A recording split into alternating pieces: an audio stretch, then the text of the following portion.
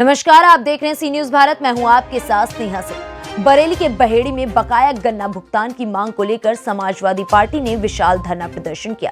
Samajwadi party के पूर्व मंत्री अताउर रहमान की मौजूदगी में समाजवादी पार्टी ने धरना प्रदर्शन किया। कैसर शुगर मिल के पास दिए गए धरने में हजारों की संख्या में लोग पहुंचे। वहीं समाजवादी पार्टी के पूर्व मंत्री ने बकाया गन्ना भुगतान और किसानों की तमाम समस्याओं को लेकर प्रदेश और केंद्र की भाजपा सरकार पर जमकर हमला बोला। बरेली के बहेड़ी में कैसर शुगर मिल पर गन्ना किसानों का बकाया भुगतान की मांग को लेकर समाजवादी पार्टी की तरफ से विशाल धरना प्रदर्शन का आयोजन किया गया।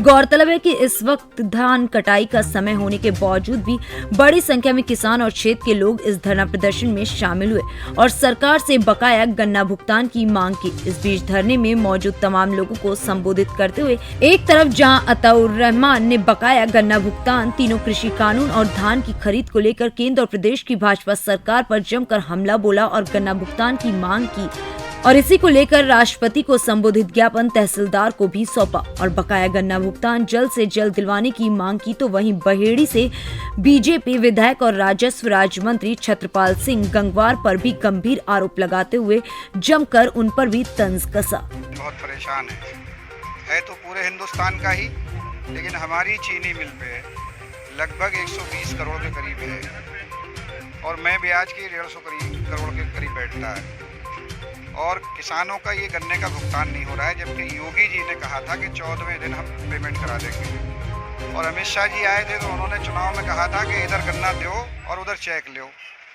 तो आज अपने आप को किसान ठगा हुआ महसूस कर रहा है। मैं जब क्षेत्र में जाता हूँ तो मुझसे किसानों ने कहा कि इसके लिए कुछ करिए। तब हम लोगों ने तय किया कि 16 तारीख को हम एक धरना देंगे और आज हमने धरना दिया पेमेंट कराने के लिए। जैसे कि लखीमपुर कांडवास के बारे में क्या कहना चाहेंगे किसानों के साथ? किसान तो बेचारा जब से ही भाजपा की सरकार बनी है ऐसा लगता है कि जैसे किसानों की दुश्मन कोई सरकार आ गई। यानी किसानों ने इनकी सरकार बनवाई और उन पे कहीं लाठियां चलती हैं, कहीं गोलियां चलती हैं, कहीं गाड़ियों से उन्हें रौंद दिया जा रहा है। उनकी गलती क्या है? वो यही तो कह रहे हैं कि जो तुमने 3 काले कानून बनाए हैं, हमें पहले से ही तुमने इतना फ़ायदा दे दिया है, हाथ जोड़ के कह रहे हैं ज़्यादा फ़ायदा मत दो, हमें बर्दाश्त नहीं हो रहा है, तो ये काले कानून वापस क्यों नहीं ले रहे हैं?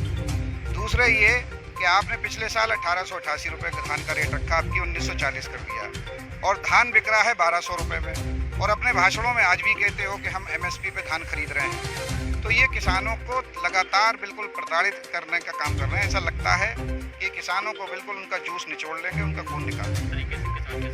अगर किसानों की मांग पूरी होती, मैंने तो इतनी बड़ी भीड़ में पूछा अपने मन से कि बताओ किसी को आज धान का रेट क्या है, सबने बताया 1200 रुपये हमारा धान बिक रहा है और 1940 रुपये सरकार कह रही है कि हम खरीद रहे हैं।